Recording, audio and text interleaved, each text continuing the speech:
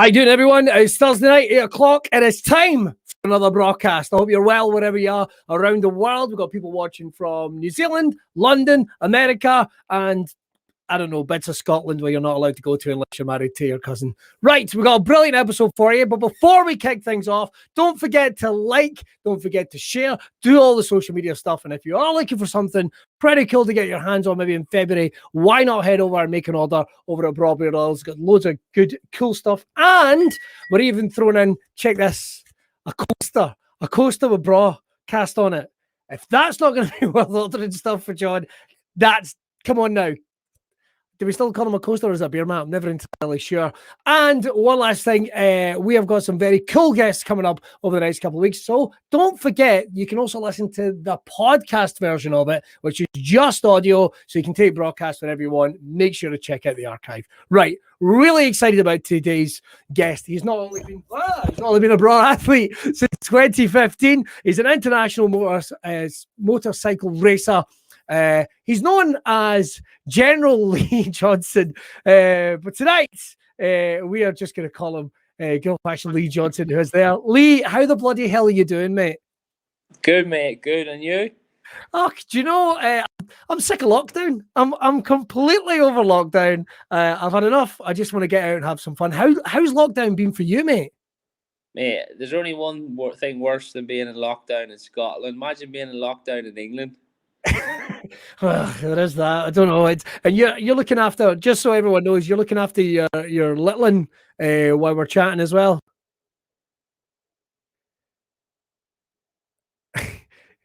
Anytime. Yeah, he'll be 3 actually on April Fool's, so he's at that perfect age of absolutely testing every button possible. So it's like. Yeah, you see these programs on Netflix like Mindhunters and all that type of thing. They could learn a lot from like a 2-year-old man. Did you manage to navigate the Pepper Pig stage? Yeah, well, he's flat out in Paw Patrol and a few other things. There's something on called Blippi at the minute on YouTube, and to be fair, it's like a learning thing. But he must be the most annoying bloke in the world. I know exactly who you mean.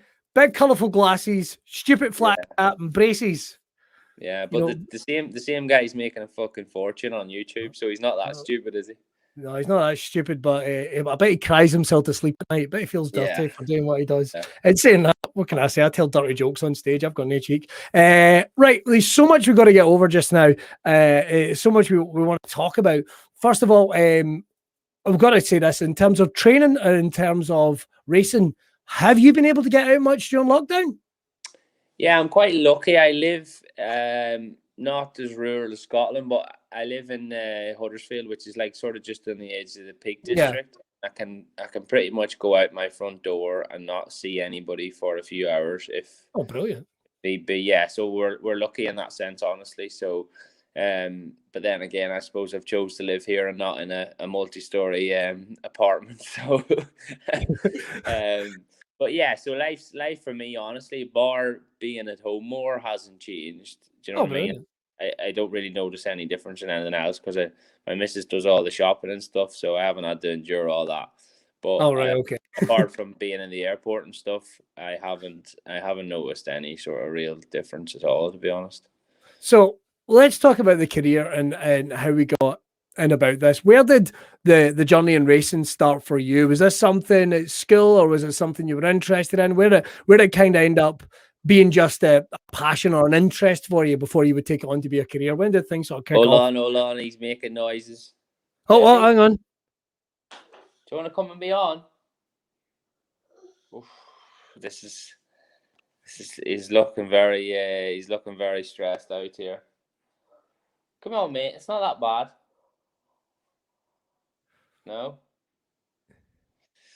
No, mate, you can't even entice him with your charming Scottish accent. Sorry, I could pretend I'm Shrek or something and try and get more. I only ever get Shrek. You said like a movie star. Who's Sean Connery? I've had Shrek or Groundskeeper. That's the ones I tend to get when it's like international. Yeah, it started when I was at school, probably 15, 16. Right. I have a lot of memories. Go on, dude, sit up here. I have a lot of memories of teachers telling me I probably wouldn't amount to very much. Okay. Because, all honesty, I put more effort. I think the most reports used to say if he put as much effort into his education as he does entertaining the rest of the class, he would be very intelligent. So that was it. So I didn't just ruin my own education. I probably ruined a load of other people that were in my class. But I can remember being like 15 or whatever age you leave school, 16. Yeah. And saying to the teacher, she was like, "Oh, what career do you want to do? Like electrician, plumber, whatever." And I said, "Oh, I'm going to be a motorbike racer." And she said, "Don't be stupid, boy. You have to get a real job." So I basically went, "Fuck you." Yeah. Yeah. Kind of But attitude is that for a teacher? to be honest, bless my poor mum, like, because I was suspended and stuff a few times in my school career, and she never got any good information from a teacher. And then when I was 18, I won my first British championship, and the school asked me to come back to do a talk, like on being successful. And my mum said, "What are you going to talk about?" I said, "Well, just tell the truth. Tell them that they could just fuck school off, because it's not really look at me, I'm doing fine." So yeah, that never happened. I never got asked. All right, okay. Yeah, did they can you send us a copy of your speech before you do it? And you went, aye, go fuck yourself. And then just said, my mum passed on the information, so that was that was the last part of it, to be honest. But what was the bike you were cutting about on in those days? I know you said you won your first race when you were 18. What was the first bike you got that you actually, got to grips with? I was probably 3 or 4 year old when I had my actual first bike. And then probably I had loads of different bikes. I'm flat out now trying to find, because they were quite rare, a couple of them. And I'm flat out now trying to find bikes the same so I can do them up like my first bikes and stuff. And but yeah, so when I was 15, I probably had like no, younger than that, I probably had like a KX80 and stuff. And then I went straight to riding mini motos for a year, and then went straight onto a 600, which was like a Yamaha R6. So yeah, took quite big jumps early on to get there, and I was only racing in Ireland for probably 2 years, and then I went to England and raced there and won the British Championship on my first year. So I've pretty much been fucking blagging my way through life from there to now. So if you would be so kind and not tell anyone that I'll cut all these bits out. And if anyone's watching these bits of me saying I'll cut all these bits out, you'll know full well how lazy I am. But we got it. In terms of winning that first race, was that when? So you've said to the teacher, "I want to be a motorcycle. I want to be a motorcycle racer." Yeah. That's what I do. Was that it? You think this is going to be my career, or is this fun? And you're just, I think honestly, from that age, I just really didn't want to get a job. So that was as good a motivation as anything, I think. But I just love doing it. Do you know what I mean? And that's still the factor now. Oh, we've got a guest. Oh, hey. Hiya. He could be yours. He's got the ginger. I was about to say he is not a million miles away from my wee boy. Look, he's not a million miles away at all. This might be your daddy on the TV. Is it? Probably a distant uncle. We want some. What's that? You get paid welfare money? No. What is it? Is that what it is? Child benefit. Child benefit. Something like alimony. No, I can't even remember. Are you going to send your dad an invoice? Yeah. Bless. We'll get you an invoice in the post, mate. How old again? 3? Little one's 3. Yeah, he'll be 3 on April Fools. So there you go. 3. There you go. Hiya, pal. He's saying hello. Hiya. He's not quiet at all. So I don't know. No, I can tell it. But yeah, so honestly, I love doing it, and I just thought, well, if somebody can make a living out of doing this, well, why can't I have a crack? And to be honest, where I come from, like it's not like a motorbike place or anything. There's no really other motorbike racers from there. Yeah, it's like a farming community. Do you know what I mean? So it couldn't be any further from, what it was. But I suppose when you're that age, you think you can do, you think you could do anything. You see him. Yeah. Hello. Hello. You're not shy. Nah, feeling cocky now. Oh. Feeling cocky now. It's every time I Uh, start talking, it's like happy to look at that's me, it. but as soon as Yeah. I start talking. So, in terms of what you said, in terms of where you started progressing, being in that community, and people weren't bikers. So, where did the interest come from? Where was the first time you saw motorcycle racing and you went, I fancy that? Was it on the TV or was it biking Yeah. magazines or was it anything? It'll probably been both. So my dad was really into motorbikes and a few of his friends and stuff, but none of them raced. Right. They were all in, like, they had a bike club and they went to watch racing, like the Northwest 200, the Ulster Grand Prix, all of that sort of stuff. And we used to even drive over to England to watch World Superbikes. So right from a very young age, I got to see everything. You know what I mean? So I think I just looked at it and I thought, fucking hell, that is so cool. Do you know what I mean? These guys are awesome. What they're doing, so everything about it was just unbelievable. Do you know what I mean? So, and that's the funny thing. I still have they're friends now, but guys that were racing then, like Neil Hodgson and stuff. And I've stayed in Neil's house and stuff now in the Isle of Man, Evan, but I still look at him sometimes. I would never say this out loud, and I go, "Fucking hell, that's him," you know. Like, and I'm like 30 years old, but when something happens when you're a little kid, that never ever leaves you. Do you know what I mean? Them feelings are all still the same. So sometimes when people come and ask me for autographs and stuff now, all I think of is still that. Do you know what I mean? There's still a little part of that little boy in me that thinks, fucking hell, them. And I see them people, and I know them all well and stuff, but I can't help but still get a little bit excited. If you're signing an autograph for someone, are you ever thinking, is this guy going to end up having to stay at my house one day? You know, is it ever going to be the other way around? You never know with these things. But in terms of so we're 18, we're kind of feeling that things are going. You're going like, I can do this. I don't want a real job, but this is something that I'm good at. This is something I want to progress at. Where do you go next? Is it just a case of networking, or is it a case of training and getting better, getting sponsorship? How did you start progressing in the world of motor racing? I think honestly, the big thing was leaving home and coming to live in England. I signed for a good team at the time, was Raceways Yamaha, and they were a professional team, and that was the biggest sort of turning point in my career. Do you know what I mean? I'd gone from pissing around with my mates and stuff and everything, and into being into like a proper training program and doing everything properly. But I think the biggest thing was I wanted it. Do you know what I mean? I come from a normal working class family. Do you know what I mean? So we couldn't afford to pay for different rides and stuff. So I knew that if I wanted to make it, I had to win races and stuff. So yeah, that was sort of the driving force, and that's always been the driving force. I think if you had money maybe to fall back on, it might have been a bit more relaxed. But I was sort of driven by that and needing to succeed, pretty much. I mean, I know there's certainly plenty of riders, I should say, that come from that working place background. So you really a testament your work ethic, shall we say, or to your working class background, would you say?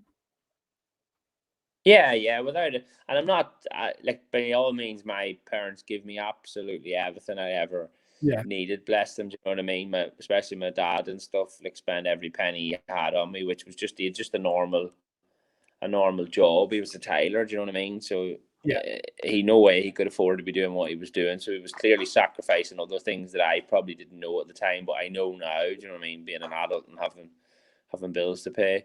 So I think that was a big sort of driving force. And then when I did start making a few quid at it or whatever, that was the first thing I wanted to do, was take him everywhere with me to sort of repay him for sacrifice and everything. Oh, that's cool. How did mum and dad react to that when, you know, like even when mum gets the request for you to come and talk to the school? How did they react to it? Like, this is something for him. This is good. Were they excited for you? Yeah, obviously. Do you know what I mean? Like I say, my mum sacrificed a lot as well, because obviously she mightn't have gotten any holidays or anything because my dad was spending all his money on me. So I think now they're, obviously my dad's passed away, but you know what I mean? Like, me and him were pretty much like best friends because of motorbikes and stuff. And my mum and I are very close as well. And my sister as well comes to watch all the time and stuff as well. And obviously she sacrificed a lot, you know what I mean? Because she could have been kicking a fuss up when mum and dad were spending money and effort and time on me, but never did, you know what I mean? So that was a massive thing that I'll always sort of maybe feel a little bit bad about as well, do you know what I mean? For that having to happen. But at the end of the day, I suppose at least they have come good and they haven't wasted it all as such. Well, it's part of the journey, isn't it? It's part of the journey, but it's families are just amazing in these type of situations. Now, we've got to talk about, in terms of you getting on the road, getting the traction going, a couple of things. First of all, I don't think sometimes for the layman that sits at home and they watch motorcycle racing, I don't think they really do get how dangerous it really is. Like, you'll get your weekend warriors that'll get on their bikes and these type of guys. And I'm not criticizing anybody that does these type of things, but they just do not get how dangerous a sport it is. Have you had any bad injuries during your time, or have you always been quite lucky? Do you want me just to list off what I've broken? Oh no! If you've got a bunch of them, then go for it, mate. Go for them. So, both feet, right ankle, right tib and fib, pelvis, groin, 4 vertebrae, tailbone, both collarbones, both hands, jaw. My brain was bleeding. Apart from that, I'm absolutely brand new. Oh my God. And you said your fibula as well. I didn't make that up. I broke my tailbone and 3 tib and fib, and then my tailbone and 3 or 4 vertebrae at the bottom. Oh, so it's not really that much. You just when you have a fight with a wall, you don't come out on top. The wall wins every time. No, but it's you always have to rebound and stay in good shape and get back on. Do you ever find that process? Because we've talked to a couple of riders, we talked to a couple of racers, and one of the things they've always said, one of the first things is getting back on the horse and rehabbing after you've trained. Is that a hard thing for you, or is it because of your work ethic? You're just like, well, that's it, get back in the bike and let's go. Sorry, I had to move. I'm just no, you're all right. You're right. Charge, so it doesn't cut off. No, I think that's, you have to realize when you're young, that's part of the job. So it's just the same as, do you know what I mean? If you got a setback at work or whatever, well, that's just something you have to do. Do you know what I mean? That's it. And if you sit there and feel sorry for yourself, it's not the right job to be in, is it? Do you know what I mean? If that's just something that happens quite often, or it will happen a few times in your career, then if you're sitting yapping about it, then it's not really the right job for you, is it? No, definitely not. Well, let's talk about some of the certainly cool things. Well, Babs, one of the biggest things recently, of course, you won the super sport race, the Isle of Man TT in 2019. Of course, if we've got any friends from the Isle of Man that are watching right now, you guys are having a whale of a time because everything is cool there just now. How was that? Because that was a big one to win the TT in Isle of Man for you. I mean, can you talk us through that? I mean, were you confident going into it? I mean, you've got to be confident to get on the bike anyway, I know that, but talk us through how winning that was for you. I think, in the sense, because I had left the factory team and then set my own team up again. Well, I say my own, there's a lot of people that help, but and literally since we got on the bike, we went back to British Championship. We've been right at the front. We went to the Northwest before the TT. We won that. So we were going in really good form, and just kept the ball rolling, I suppose, and managed to get the win and stuff. So it was an unbelievable feeling, and honest to God, if I've surpassed any of my expectations of what little bit of talent I have, I've rinsed every bit out of it. You know what I mean? For all the results, all the wins I've had. So if I retired tomorrow and that was it, then I'd be more than happy with what I've done with my talent level. But obviously I would like to, the more I race, I would like to still win more. And I think when I'm not fit to win, if I'm lining up and going well out of the bike, the team and me, if I'm the weakest link, then I just fuck it off. Do you know what I mean? I've got no interest in just riding around for the sake of being there. I only go racing to win, and that's it. If you were wanting to make that transition from off the bike and onto the stuff, I mean, would you want to set up your own team and try and recruit or coach other riders? Is that something you've ever thought about interesting, or are we just not in that mindset just now? It's just hard, I think, because now everything in the world is so money orientated with racing. Yeah. You know what I mean? I'm lucky I've got a good team and good sponsors, but I don't think they'd stay on to then let me run somebody else and stuff. It's all they're there for me sort of thing. So it's hard, and anybody that runs teams nowadays has to be very, very a hard person. You know what I mean? And I think I'd be too soft really, and in my eyes I would want to pick someone like me that has nothing at the start, but therefore if they've got no money to bring, then that means you have to find more money, and it's a snowball effect. So yeah, I don't really see me probably doing anything in racing maybe after I quit. But still more races to win. There's still more time to be had, and there's still more tracks to hit. There's been some amazingly cool stuff. The popularity, first of all, of motorcycle racing, international motorcycle. Maybe, I don't know, it's maybe because it's a lot more accessible than it once been. I mean, you talked about getting to watch it on the TV. I mean, that was like, you would only see that on, I mean, I guess it was in the years before YouTube and what have you. You can only see it on Sky or even Eurosport. Now it's starting to get a little more coverage in mainstream TV or BT Sport, and there's even some YouTube channels dedicated to just the sport itself and the popularity of it. Have you seen it really increase over the last few years? Because there's a lot of eyes getting on it, and I mean, games are selling out. And I mean, I've got to talk about the games because I thought this was one of the coolest things I'd seen when John sent me the game. It's pretty sweet, in all fairness, to be in your own in your own game. Before we go to like whether or not you've seen an increase in popularity, how is that for you? As like a layman that's never going to have that done to him, somebody goes, "Right, mate, we're putting you in a video game." How is that? Yeah, I suppose because I have no real interest in games. I've never even played the fucking game, so I've never. It doesn't. I don't think about it. My little. I don't know what. So Christy's little stepbrother. They play video games and stuff, and he said to me, "So I've got this game and you're on it and stuff." And I suppose that was a little bit weird, but yeah.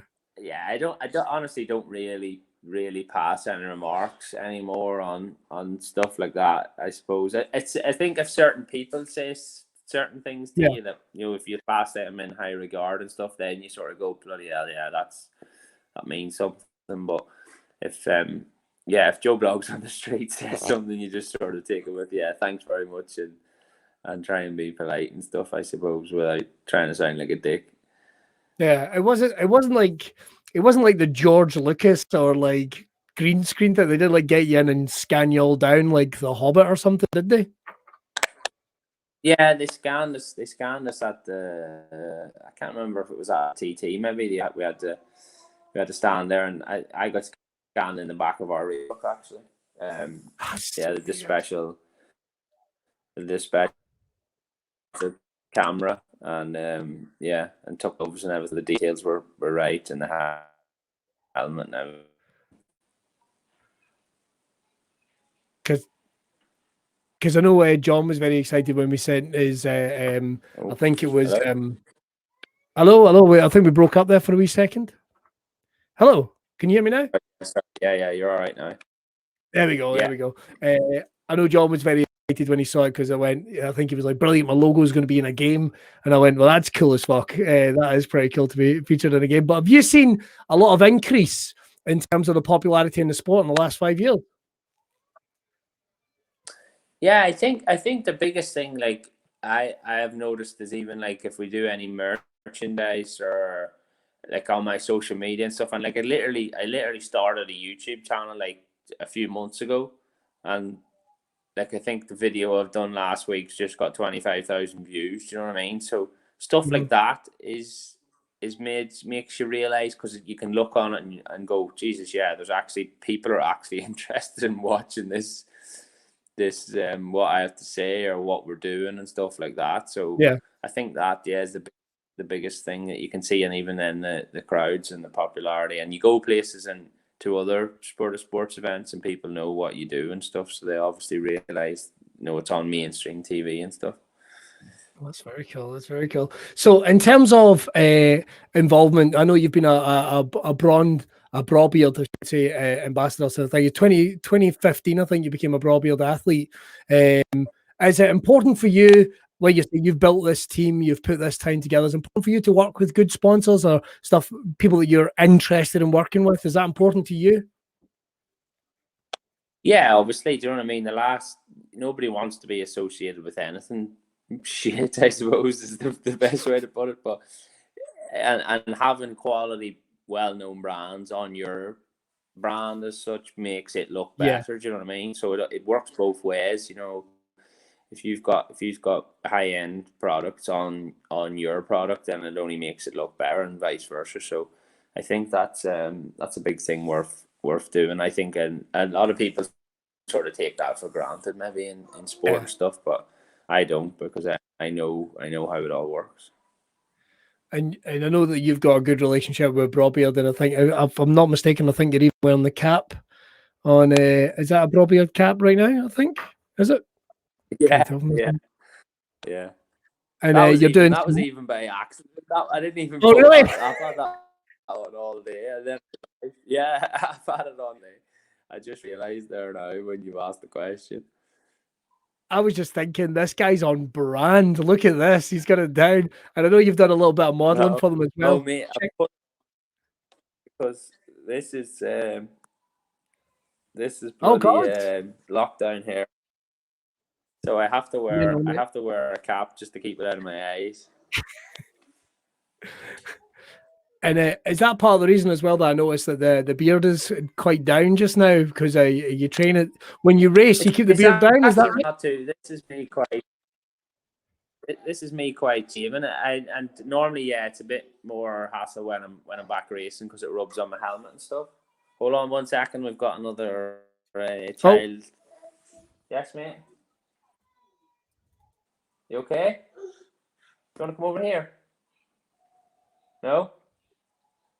You want to go and watch the TV? Sorry about this, mate. You're all right, man. Don't worry at all. Don't worry at all. I tell you what, I'll not take up too much more of your time. I think the best thing to ask would be this: what's the plans for the future, then, mate? What's the plans for the future? I mean, obviously the world's locked down just now, but there's still races. There's still ambition to get out there. Hopefully, sports will be back open as they should be within a wee while. What's your plans? Yeah, so this year, obviously, the TT and stuff's already been cancelled, so we're just mainly concentrating on the British Championship, and that's the plan, to try and win that. Is the aim this year? At least try and win some races and stuff, and get as far up with the championship as possible, because I normally don't get to concentrate on that with the roads taking up some of the time. So this year, with no road racing, we want to try and give that a proper attack. Right. And that is the focus of what you're sort of going forward with just now. Yeah, 100%.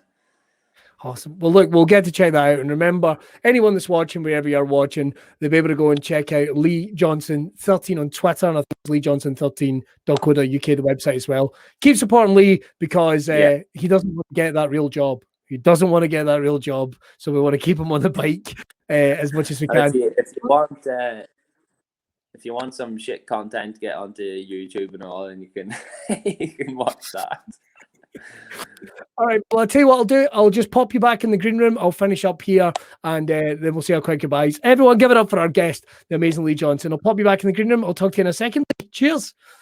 Right, everyone, that's all the time we've got for this week on Braw Cast. Hope you very much enjoyed it. Make sure to check out everything that's Lee doing at LeeJohnson13 on Twitter and LeeJohnson13.co.uk. We're going to be back next week with more Braw Cast. Make sure to keep checking out all Braw Beard Oils social media, and as well brawbeardoils.com. You can still order yourself some good stuff. And don't forget that coaster, that beer mat, Braw Cast beer mat. I'll see you next week. And now here's the bit of every show where we figure out, can I play the video without looking at it?